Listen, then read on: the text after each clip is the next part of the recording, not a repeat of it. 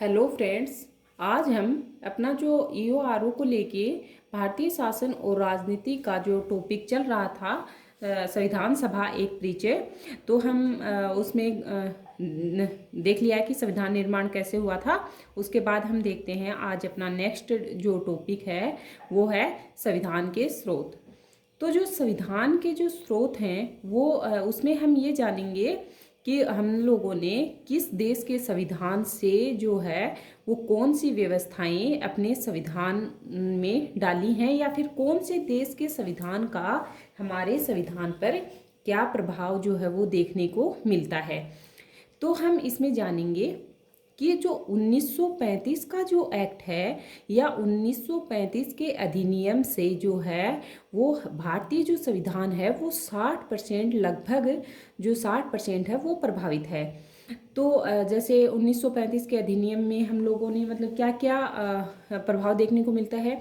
एक तो जैसे राज्यपाल का कार्यकाल है, लोक सेवा आयोग है, ये सब व्यवस्थाएं जो है वो 1935 के अधिनियम की ही भारतीय संविधान पर दिखाई देती हैं। उसके बाद जो है एक हम ये भी देखते हैं कि जो ये नहीं कह सकते कि हम लोगों ने मतलब दूसरे देशों के जो संविधान है उनसे ज्यों का त्यों पूरा जो है वो ग्रहण कर लिया है, बल्कि हम ये देखते हैं तो हम लोगों ने ये देखा कि जैसे भारतीय जो संविधान है उस पर जो दूसरे देशों के संविधान से हम लोगों ने ज्यों का त्यों ग्रहण नहीं किया है, बल्कि कुछ जो मतलब अच्छी चीज़ें हैं वो हमने भारतीय संविधान में डाली हैं। तो इसके लिए जो अपने भीमराव अंबेडकर थे, जो प्रारूप समिति के अध्यक्ष, जो प्रारूप समिति जैसे कि हम सब जानते हैं 29 अगस्त 1947 को जो बनाई गई थी, उसके जो अध्यक्ष थे, 7 सदस्यीय जो कमेटी थी, जो प्रारूप समिति जिसको हम मसौदा कमेटी, पांडुलेखन समिति या ड्राफ्टिंग कमेटी के नाम से भी जानते हैं, तो उसके जो अध्यक्ष बनाए गए थे 30 अगस्त 1947 को।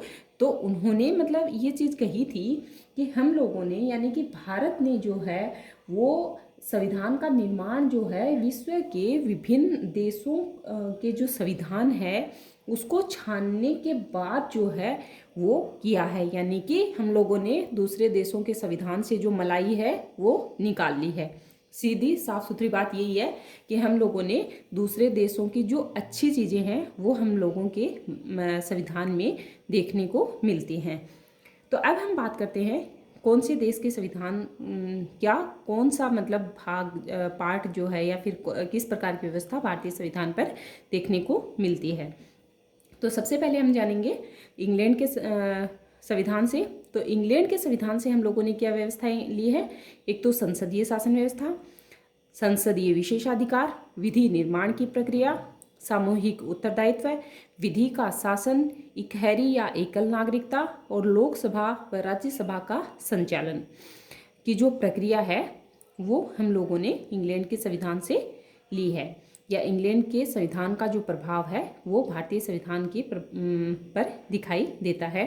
कौन कौन सा। संसदीय शासन व्यवस्था, संसदीय विशेषाधिकार, विधि निर्माण की प्रक्रिया, सामूहिक उत्तरदायित्व, विधि का शासन, इकहरी या एकल नागरिकता, लोकसभा और राज्यसभा के संचालन की प्रक्रिया।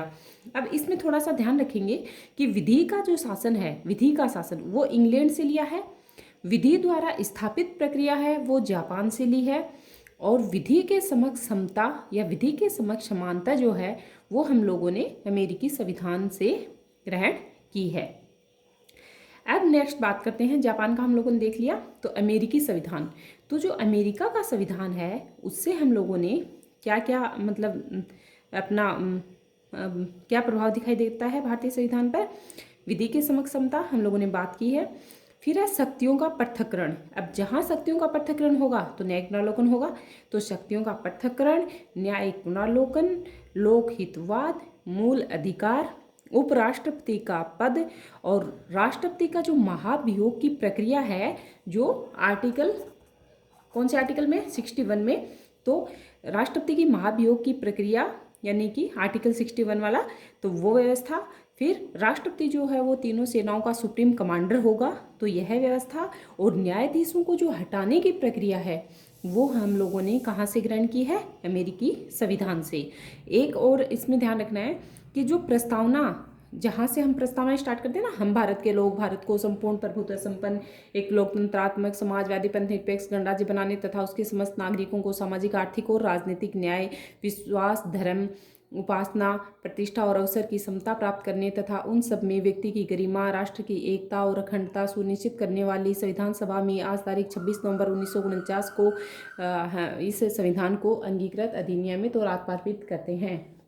तो अपना जो ये प्रस्तावना है उसमें जो हम भारत के लोग जो शब्द हैं वो हम लोगों ने कहाँ से ग्रहण किया है? अमेरिकी संविधान से।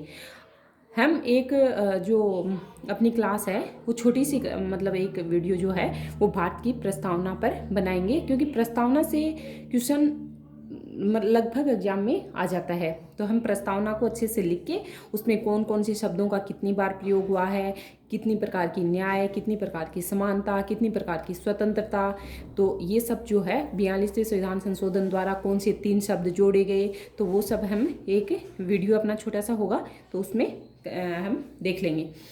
तो अभी क्या देखा हम लोगों ने? अमेरिकी संविधान से हम लोगों ने मतलब क्या क्या ग्रहण किया है? विधि के समक्षमता, सत्यों का पृथक्करण, न्यायिक पुनरावलोकन, लोकहितवाद, मूल अधिकार, उपराष्ट्रपति का पद, राष्ट्रपति की जो महाभियोग की प्रक्रिया है जो आर्टिकल 61 में दी गई है तो वह है, और राष्ट्रपति तीनों सेनाओं का सुप्रीम कमांडर होगा, और न्यायाधीशों को हटाने की प्रक्रिया, और हम भारत के लोग प्रस्तावना के जो शब्द हैं वो अमेरिकी संविधान से हम लोगों ने ग्रहण किए हैं। अब हम नेक्स्ट बात करते हैं कि जो और देश हैं उनमें से कौन से देश से हमने कौन सी व्यवस्थाएं ली हैं। तो जो जर्मनी है, तो जर्मनी को हम इस तरीके से याद रख सकते हैं जैसे अपना एक मेंटली वैसे रह जाते हैं, क्योंकि जर्मनी का हिटलर तो आपातकाल मतलब आपातकालीन उपबंदी है, वो एक तरीके से आपातकाल में हिटलर दिख जाता था। तो जो जर्मनी का संविधान है उसमें आपातकालीन उपबंध जो है वो भारतीय संविधान ने ग्रहण की है, जिसमें जैसे आपातकाल के दौरान मूल अधिकारों का निलंबन है तो वो किस संविधान का प्रभाव भारतीय संविधान पर दिखाई देता है? तो जर्मनी के संविधान का। ओके फ्रेंड्स, अब नेक्स्ट हम बात करते हैं कनाडा के संविधान से। तो कनाडा के संविधान से भारतीय संविधान पर कौन सी व्यवस्थाएं दिखाई देती हैं? तो एक तो संघीय व्यवस्था या जिसको हम कह सकते हैं सहकारी संघवाद की जो व्यवस्था है वो हमें कनाडा के संविधान से ग्रहण की है। और एक है जो राष्ट्रपति का राज्यपाल, हम सब जानते हैं कि राष्ट्रपति जो है वो राज्यपाल की नियुक्ति करता है, तो राष्ट्रपति के द्वारा राज्यपाल की नियुक्ति और राज्यपाल का राष्ट्रपति के प्रसाद पर्यंत अपने पद पर रहना जो है वो भी हम लोगों ने कनाडा के संविधान से ग्रहण किया है। अब हम बात करते हैं नेक्स्ट कनाडा के संविधान से जो राष्ट्रपति के द्वारा जो सर्वोच्च न्यायालय से जो सलाह ली जाती है वो, और जो अवशिष्ट शक्तियाँ केंद्र के पास रहेंगी, ये हम लोगों ने कहाँ से ग्रहण किया है? कनाडा के संविधान से। तो जैसा हम जानते हैं कि जो अपनी 7वीं अनुसूची है उसमें विषयों का बंटवारा किया गया है, जिसमें कुछ विषय जो हैं वो केंद्र के पास यानी कि संघ सूची, कुछ राज्य के पास जो कि राज्य सूची, और कुछ विषय जिन पर दोनों को ही कानून बनाने का अधिकार होता है, संघ और राज्य, तो वो समवर्ती सूची में। और कुछ ऐसे विषय भी होते हैं जिस पर ना तो संघ सरकार वो कानून बनाएगी ना राज्य सरकार, तो वो जो विषय हैं वो किसके पास चले जाएंगे? वो केंद्र के पास चले जाएंगे। तो अवशिष्ट शक्तियाँ केंद्र के पास रहेंगी। ये हम लोगों ने कहाँ के संविधान से ग्रहण किया है?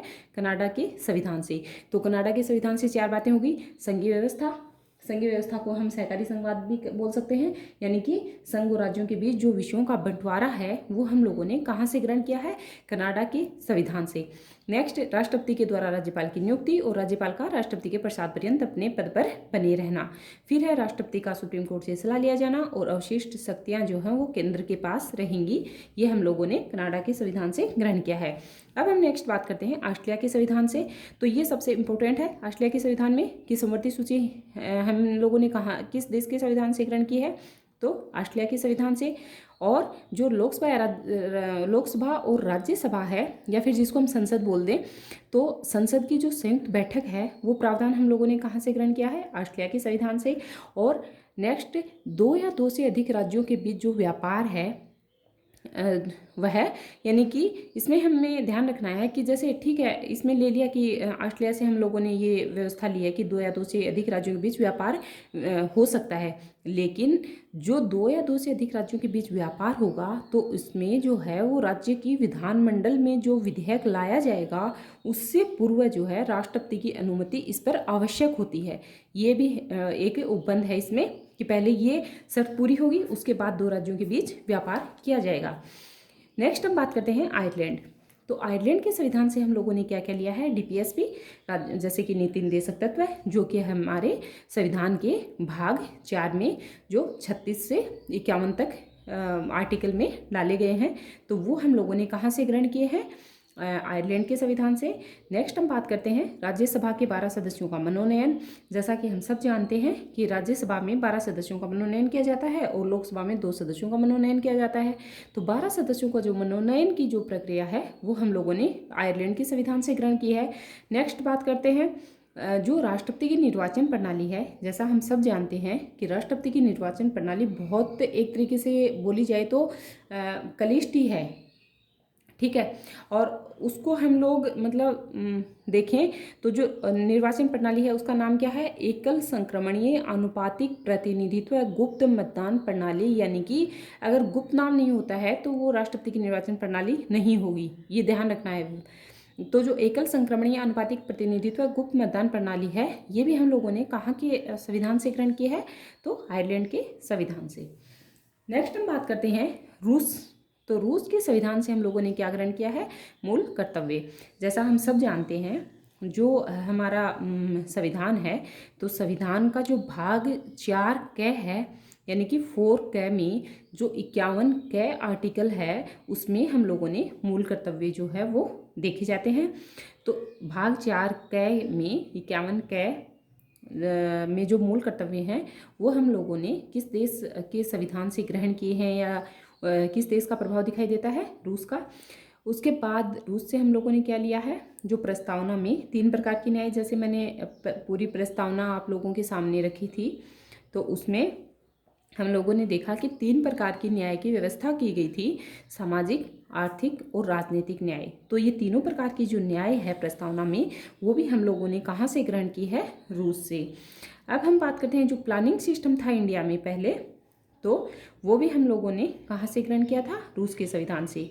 तो जर्मनी के संविधान से आपातकालीन उपबंध यानी कि आपातकाल के दौरान मूल अधिकारों का निलंबन, कनाडा के संविधान से संघीय व्यवस्था या फिर सहकारी संघवाद यानी कि केंद्र और राज्यों के बीच शक्तियों का या विषयों का बंटवारा, और राष्ट्रपति का राज्यपाल की नियुक्ति और राज्यपाल का राष्ट्रपति के प्रसाद पर्यंत अपने पद पर रहना, और राष्ट्रपति का सुप्रीम कोर्ट से सलाह लिया जाना और अवशिष्ट शक्तियां केंद्र के पास रहेंगी, ये हम लोगों ने कनाडा के संविधान से ग्रहण किया है।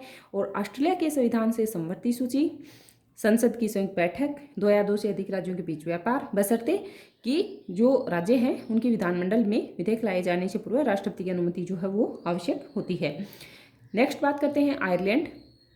तो आयरलैंड के संविधान से हम लोगों ने डीपीएसपी, जो कि अपने संविधान के भाग 4 में है और 36 से 51 आर्टिकल में है। दूसरा राज्यसभा के 12 सदस्यों का मनोनयन और राष्ट्रपति की जो निर्वाचन प्रणाली है, एकल संक्रमणीय अनुपातिक प्रतिनिधित्व गुप्त मतदान प्रणाली, तो वो हम लोगों ने कहाँ से ग्रहण की है, आयरलैंड के संविधान से। नेक्स्ट है रूस के संविधान से हम लोगों ने क्या ग्रहण किया है, तो मूल कर्तव्य, सामाजिक, आर्थिक और राजनीतिक न्याय प्रस्तावना में जो डाला गया है, और प्लानिंग सिस्टम यानी कि पंचवर्षीय योजना। नेक्स्ट अब बात करते हैं जो दक्षिण अफ्रीका है।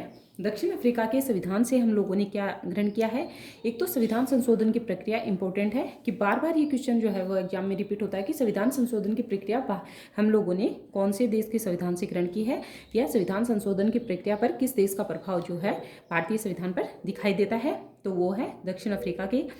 दूसरा जो हम लोगों ने देखा पहले कि जो राज्यसभा है उसमें 12 सदस्यों का मनोनयन तो आयरलैंड के संविधान से लिया है, लेकिन जो राज्यसभा में जो बाकी जितने सदस्य बचे तो उसमें जो उनका निर्वाचन है वो प्रक्रिया हम लोगों ने कहाँ से ली है, दक्षिण अफ्रीका के संविधान से। नेक्स्ट बात करते हैं फ्रांस के संविधान से। तो जो फ्रांस के संविधान में हम लोगों ने गणतंत्रात्मक व्यवस्था जो है वो फ्रांस के संविधान की हमारे भारतीय संविधान पर दिखाई देती है। ओके फ्रेंड्स, आशा करती हूँ कि आपको ये जो भारतीय संविधान के स्रोत हैं वो समझ में आया होगा। नेक्स्ट अब हम बात करेंगे कि जो अपनी संविधान सभा है उसमें राजस्थान के कि कौन कौन से सदस्य संविधान सभा में आए थे, और उसके बाद हम चलेंगे भारतीय संविधान की विशेषताएं, और इस तरीके से अपनी संविधान सभा एक परिचय जो है वो इसका बैकग्राउंड हमारे पास तैयार हो जाएगा। और उसके बाद हम प्रस्तावना से स्टार्ट करके और ये 15 से 20 दिन में अपना जो भारतीय शासन और राजनीति है इसको कंप्लीट कर लेंगे। Okay friends, bye.